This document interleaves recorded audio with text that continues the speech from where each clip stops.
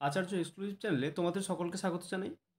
আজকে আলোচনা করব ক্লাস 10-এর জিওগ্রাফি থেকে বহির্জাত প্রক্রিয়া ও তাদের দ্বারা সৃষ্ট ভূমিরূপ থেকে যে সমস্ত অতি সংক্ষিপ্ত প্রশ্নগুলো আসে তোমাদের এক্সামে, সেগুলো নিয়ে আজকে আলোচনা করব। আর এটা ফার্স্ট চ্যাপ্টার থেকে কিন্তু এই কোশ্চেনগুলো আলোচনা করে দেওয়া হবে। দাদাদের এক্সাম তো শেষ হয়ে গেল, তোমাদের এক্সাম এবার শুরু হবে এপ্রিল মাসেই, তোমাদের ফার্স্ট সামেটিভ।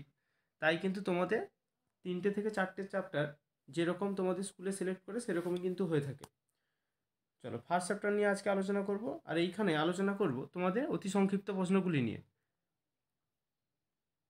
ভিডিওটি স্কিপ না করে সম্পূর্ণ ওয়াচ করবে, আর এই কোশ্চেনগুলো করলেই কিন্তু তোমরা এখান থেকেই তোমাদের ফার্স্ট সামেটিভে যে সমস্ত কোশ্চেন থাকবে সেই কোশ্চেনগুলো কিন্তু এখান থেকে করলেই কিন্তু তোমরা পেয়ে যাবে।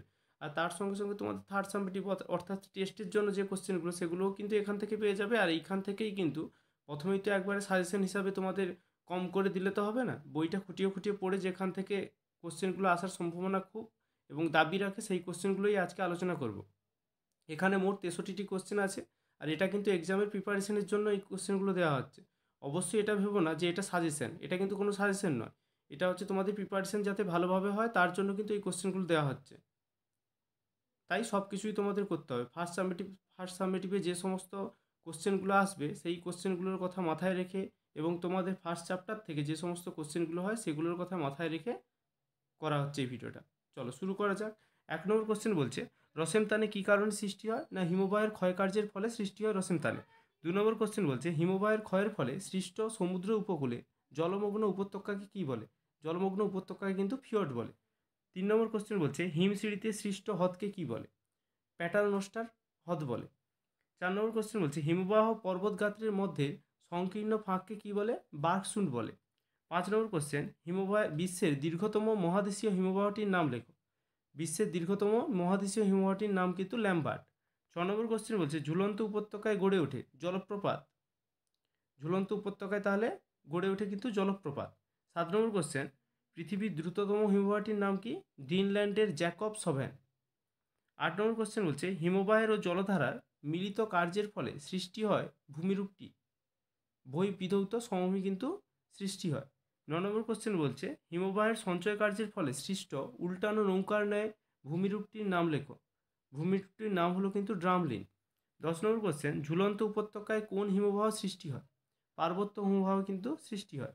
11 নম্বর কোশ্চেন বলছে, ফিয়র্ড দেখা যায় কোথায়? দেখা যায় ফিয়র্ড দেখা যায় কিন্তু নরওয়ে পেরু উপকূলে কিন্তু ফিয়র্ড দেখা যায়। 12 নম্বর কোশ্চেন, মহাদেশীয় হিমবাহের মধ্যে বরফমুক্ত পর্বতশৃঙ্গকে কি বলে? নুনাটাক্স বলা হয় কিন্তু মহাদেশীয় হিমবাহের মধ্যে বরফমুক্ত পর্বতশৃঙ্গকে। 13 নম্বর কোশ্চেন কি বলছে, পৃথিবীর বৃহত্তম পাদদেশীয় হিমবাহটি কোন পর্বতের পাদদেশে দেখা যায়? না আলাস্কা পর্বতের পাদদেশে দেখা যায়। 14 নম্বর কোশ্চেন, হিমবাহ সঞ্চিত বড় বড় শিলাখণ্ডগুলিকে কি বলে? ইরাটিক নামে কিন্তু এটি পরিচিত, এই বড় বড় শিলাখণ্ডগুলি। 15 নম্বর কোশ্চেন বলছে, শীতকালে হিমরেখার উচ্চতার কি পরিবর্তন ঘটে? শীতকালে কিন্তু হিমরেখার উচ্চতা কমে যায় বা হ্রাস পায়। 16 নম্বর কোশ্চেন, পৃথিবীর সর্ববৃহৎ পার্বত্য হিমবাহটির নাম লেখো। পৃথিবীর সর্ববৃহৎ পার্বত্য হিমবাহটির নাম কিন্তু হুবার্ট। 17 নম্বর কোশ্চেন, হিমবাহ দ্বারা পর্বতের পাদদেশে সঞ্চয় কার্যের ফলে গঠিত একটি ভূমিরূপের নাম লেখো। হিমবাহ দ্বারা পর্বতের পাদদেশে সঞ্চয় কার্যের ফলে গঠিত ভূমিরূপটি হলো কিন্তু গ্রাব রেখা। 18 নম্বর কোশ্চেন, বহির্বিধৌত সমভূমির মাঝে মাঝে সৃষ্ট গর্তগুলিকে কি বলে? কেটল বলে।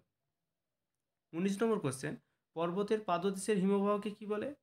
পেডিমেন্ট বলে কিন্তু পর্বতের পাদদেশের হিমবাহকে, পেডিমেন্ট বা পিটমাউন্ট। 20 নম্বর কোশ্চেন, ভির্সহর্ন পিরামিড চূড়ার কোথায় অবস্থিত? সুইজারল্যান্ডে কিন্তু অবস্থিত। ভির্সহর্ন পিরামিড চূড়াটা কিন্তু সুইজারল্যান্ডে অবস্থিত। 21 নম্বর কোশ্চেন বলছে, কোন যুগে পৃথিবীর অধিকাংশ অঞ্চল হিমবাহে ঢাকা ছিল? প্লিস্টোসিন যুগে। আর একটা কথা বলে রাখি, তোমাদের এই দশম শ্রেণী আমি কিন্তু তোমাদের হিস্ট্রি, জিওগ্রাফি, বায়োলজি মানে লাইফ সায়েন্স, যেটা তোমাদের তো বায়োলজি নয় ওটা লাইফ সায়েন্স, লাইফ সায়েন্স এবং হচ্ছে বেঙ্গলি সাবজেক্টটা যে আছে, এই 4টি সাবজেক্ট কিন্তু টোটাল ইম্পর্টেন্ট কোশ্চেনগুলো যে হয় সেগুলো নিয়ে কিন্তু আলোচনা করে দেবো, এবং সেখান থেকে নোটস যেগুলো হয় সেগুলোও কিন্তু তোমাদের এরকম প্রোভাইড করতে থাকবো। তাই অবশ্যই চ্যানেলটিকে সাবস্ক্রাইব করবে। আর যারা আগের ভিডিওগুলো দেখোনি, আগের ভিডিওগুলো বলতে আমি বলতে চাইছি প্রিভিয়াস ইয়ারের যে কোশ্চেনগুলো দিয়েছিলাম ক্লাস 10-এর, যে এক্সামটা হয়ে গেল, তার অনেক কোশ্চেনই কমন এসছে। আর প্রধানত আমি ওইখানে দেখিয়েছি হিস্ট্রি এবং জিওগ্রাফির উপর ফোকাস করছিলাম, আর তার সঙ্গে লাইফ সায়েন্সটাও ছিল। তাই যে ভিডিওগুলো দেওয়া আছে, সেখান থেকে তোমরা প্রিভিয়াস ইয়ারের কোশ্চেন পেপার থেকে মিলিয়ে দেখলে বুঝতে পারবে যে অসংখ্য কোশ্চেন কিন্তু কমন এসছে। তাই ভিডিওটি তোমাদের জন্য খুবই হেল্পফুল হবে, আর কোশ্চেনগুলো অনেকটাই হেল্পফুল হবে। আর তোমরা যারা টেক্সট বই পড়ছো তারা তো বুঝতেই পারছো যে কোশ্চেনগুলো কতটা দাবি রাখে আসার জন্য। 22 নম্বর কোশ্চেন কি না, ভারতের দীর্ঘতম হিমবাহের নাম কি? সিয়াচেন। 23 নম্বর কোশ্চেন কি, পৃথিবীর বৃহত্তম পাদদেশীয় হিমবাহের নামটি লেখো? ম্যালাস্পিনা। 24 নম্বর কোশ্চেন, হিমবাহ দ্বারা গঠিত কোন ভূমিরূপটি ডিম ভর্তি ঝুড়ির ন্যায় দেখতে? ড্রামলিন। 25 নম্বর কোশ্চেন বলছে, হিমবাহের মস্তক বরাবর উলম্ব ফাটলকে কি বলে? বার্গসুন্ড বলে। 26 নম্বর কোশ্চেন বলছে, হিমবাহ সৃষ্ট হ্রদকে কি বলে? কোরি হ্রদ বা টার্ন বলে। 27 নম্বর কোশ্চেন, সার্ক বা কোরিকে নরওয়েতে কি বলে? বটন বলে। 28 নম্বর কোশ্চেন, পৃথিবীর গভীরতম ফিয়র্ডটির নাম লেখো? সজনি ফিয়র্ড কিন্তু পৃথিবীর গভীরতম ফিয়র্ড। 29 নম্বর কোশ্চেন, কোন প্রকার হিমবাহ থেকে হিমশৈলের উৎপত্তি ঘটে? মহাদেশীয় হিমবাহ থেকে। 30 নম্বর কোশ্চেন বলছে, পৃথিবীর গভীরতম সার্কের নাম কি? আন্টার্কটিকার ওয়াল্ক ওয়াল্কড সার্ক কিন্তু পৃথিবীর গভীরতম সার্ক। 31 নম্বর কোশ্চেন বলছে, বহির্বিধৌত সমভূমিতে সৃষ্ট ছোট ছোট টিলাগুলিকে কি বলে? লোভ বলে। 32 নম্বর কোশ্চেন বলছে, ভারতের একটি ঝুলন্ত উপত্যকার উদাহরণ দাও? ঋষিগঙ্গা ভারতের একটি ঝুলন্ত উপত্যকা। 33 নম্বর কোশ্চেন, ভারতের দ্বিতীয় বৃহত্তম হিমবাহের নামটি লেখো? হিসপার। 34 নম্বর কোশ্চেন বলছে, হিমবাহের সঞ্চয় কার্যের ফলে সৃষ্ট একটি ভূমিরূপের নাম লেখো? এস্কার। 35 নম্বর কোশ্চেন, বায়ুর ক্ষয়কার্যের ফলে সৃষ্ট একটি ভূমিরূপের নাম লেখো? ইনসেলবার্গ।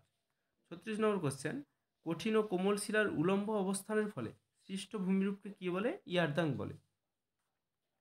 37 নম্বর কোশ্চেন, পেডিমেন্টের ওপর যে ক্ষয়জাত অবশিষ্ট পাহাড় সৃষ্টি হয় তাকে কী বলে? ইনসেলবার্গ বলে। 38 নম্বর কোশ্চেন, মরু অঞ্চলে বায়ুর ক্ষয়কার্যের ফলে গঠিত ব্যাঙের ছাতার মতো মরুভূমিটির নাম কি? ব্যাঙের ছাতার মতো আকৃতি ধারণ কিন্তু করে গৌড়। 39 নম্বর কোশ্চেন, ইয়ারদাং স্পেলিংটা একটু মিস্টেক আছে, এখানে দন্তনের জায়গায় উমও হবে। গঠিত হয় বায়ুর ক্ষয়কার্যের ফলে। ইয়ারদাং গঠিত হয় কিন্তু বায়ুর ক্ষয়কার্যের ফলে। 40 নম্বর কোশ্চেন, প্রবাহমান বায়ুর গতিপথের সঙ্গে সমান্তরালে গড়ে ওঠা বালিয়াড়িকে কি বলা হয়? অনুদৈর্ঘ্য বালিয়াড়ি বলা হয়। 41 নম্বর কোশ্চেন, একটি তির্যক বা অনুপ্রস্থ বা আড়াআড়ি বালিয়াড়ি নাম লেখো? আড়াআড়ি বালিয়াড়ির নাম কিন্তু বারখান। 42 নম্বর কোশ্চেন, মরু অঞ্চলে শুষ্ক নদীখাতকে কি বলে? ওয়াদি বলে। 43 নম্বর কোশ্চেন, চলমান বালিয়াড়িকে কি বলে? ধ্রিয়ান বলে। 44 নম্বর কোশ্চেন, প্রস্তরময় মরুভূমিকে কি বলে? হামাদা বলে। 45 নম্বর কোশ্চেন, শিলাময় মরুভূমি আলচিরিয়ায় কী নামে পরিচিত? রেক নামে পরিচিত। আর একটা কথা বলে রাখি, অনেক চ্যানেল আছে তোমাদের বলবে যে এই কোশ্চেনগুলো করে নাও, 100% কমন চলে আসবে। ওই কোশ্চেনগুলো করলে তোমরা কিন্তু 100% কমন পাবে, এটা কিন্তু ঠিক নয়, বা এই কথাটাও কিন্তু ঠিক নয়। বোর্ডের এক্সামে কোশ্চেন কীরকম হবে, কোনো স্যার যদি বলে দিতে পারে হুবহু এই কোশ্চেনগুলোই আসবে, তাহলে সেই স্যার কি বোর্ডের কোশ্চেনটা করেছে? কথাটা ভালো করে শুনবে, সেই স্যার কিন্তু কোশ্চেনটা করেনি। অতএব একটা ধারণা যে এই কোশ্চেনগুলো ইম্পর্টেন্ট, এই কোশ্চেনগুলো আসতে পারে, হতেই পারে যে 10টা কোশ্চেন দিল তার মধ্যে 7টা এলো। যেমন আমিও আমার ভিডিওতে বলেছিলাম হিস্ট্রি তো এক্সামের আগে যে 100% কমন পাবে, 10টার মধ্যে 16টা আসে থাকে, তার মধ্যে কিন্তু হুবহু এসছে 9টা। 11টা এলে 100% হতো, কিন্তু 100% আসেনি, এসেছে 11টার মধ্যে 9টা। তাই ওই 100% ভিডিওগুলো থেকে একটু দূরে থাকো, আর এখন থেকেই তোমরা চেষ্টা করো যে সমস্ত কোশ্চেনগুলো আছে সবগুলো রেডি করার। আর যখন এক্সাম আসবে তার আগে তোমরা তার থেকে যে সমস্ত গুরুত্বপূর্ণ কোশ্চেন সেগুলো কিন্তু বার করে পড়তে থাকো। এখন থেকে 100% আসবে এরকম ভিডিওগুলোর পিছনে ছুটতে গিয়ে তোমরা কিন্তু ওই কিছু কোশ্চেনের উপরে কিন্তু ডিপেন্ড হয়। ওই কোশ্চেনগুলো থেকে যদি ধরলাম আমি 10টা কোশ্চেন দিল স্যার, তোমরা 3টে ওখান থেকে পেলে, কিন্তু আর 7টা পেলে না কিন্তু। আর বই থেকে টেক্সট বই থেকে পড়লে বা খুঁটিয়ে খুঁটিয়ে পড়লে ওর মধ্যে যতগুলো কোশ্চেন আছে সেগুলো যদি করে যাও, সবগুলো না যদি করতেও পারো, যদি 70%ও করে যাও, 10টার মধ্যে কিন্তু 7টা পাবে ওইখান থেকে। তাই অবশ্যই বলবো এখন থেকে পড়ায় মনোযোগী হও, এবং যে সমস্ত কোশ্চেন আছে সেগুলো পুরো পড়তে থাকো। এখন থেকে সাজেশন করে পড়তে যেও না, আর ওই ট্র্যাপে পড়তে যেও না যে 100% কমন যোগ্য। চলো শুরু করা যাক। 46 নম্বর কোশ্চেন, আশা করি তো তোমরা বুঝতেই পারলে যে আমি কীটা বলতে চেয়েছিলাম। এটা কিন্তু অবশ্যই তোমরা মাথায় রাখবে, কোনো চ্যানেলের ওপর বা কোনো কথার ওপর তোমরা কিন্তু ডিপেন্ডেন্ট হবে না, কারণ আখির তোমাদেরই ক্ষতি। কারণ ওই রকম ভাবে যদি তোমরা পড়তে যাও, দেখবে কিন্তু রেজাল্ট ভালো হলেও ভালো হতে পারে, হতেই পারে 10টার মধ্যে 7টা চলে এসছে, কিন্তু হওয়ার পসিবিলিটি খুবই কম। তাই অবশ্যই এখন থেকে ভালো করে পড়ো, পড়ায় মনোযোগী হও।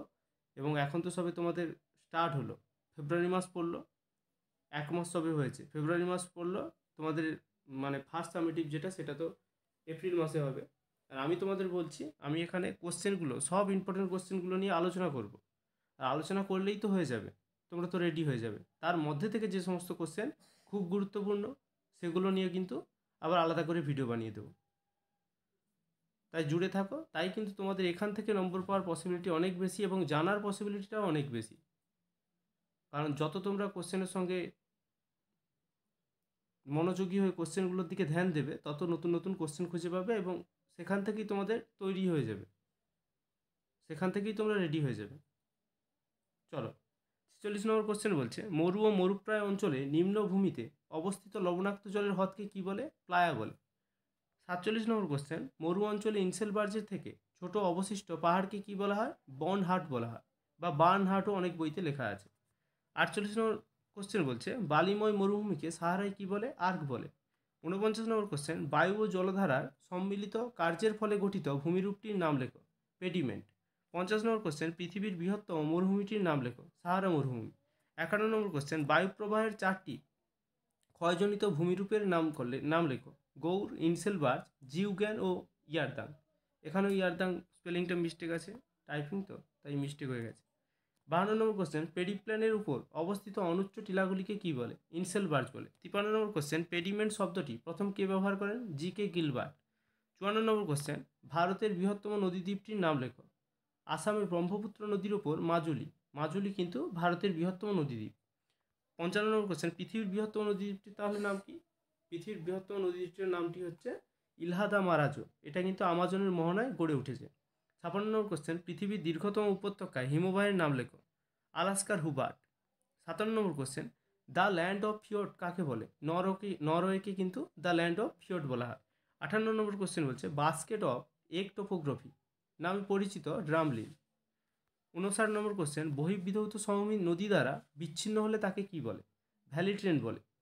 60 নম্বর কোশ্চেন, দুটি অন্তর্জাত প্রক্রিয়ার নাম লেখো। অগ্নুৎপাত ও ভূমিকম্প কিন্তু দুটি অন্তর্জাত প্রক্রিয়ার ফল বা অন্তর্জাত প্রক্রিয়া। 61 নম্বর কোশ্চেন বলছে, একটি বহির্জাত প্রক্রিয়ার নাম লেখো। আবহবিকার কিন্তু একটি বহির্জাত প্রক্রিয়া। 62 নম্বর কোশ্চেন, শেষ ক্ষয়সীমাটি হলো সমুদ্রতল। 63 নম্বর কোশ্চেন, ক্ষয়সীমা ধারণার প্রবর্তক হলেন J.W. পাওয়েল। এই ছিল তোমাদের এমসিকিউ টাইপের যে সমস্ত কোশ্চেনগুলো হয় এবং এসিকিউ আকারে এখান থেকেই থাকে যে সমস্ত কোশ্চেনগুলো হয়, ফার্স্ট চ্যাপ্টার থেকে আলোচনা করে দিলাম। আর তোমাদের ফার্স্ট চ্যাপ্টার থেকে সম্ভবত 19 নম্বর না হলে 22 নম্বর থাকে টোটাল, না হলে 25, ঠিক মনে পড়ছে না। পরের ভিডিওতে অবশ্যই জানিয়ে দেবো।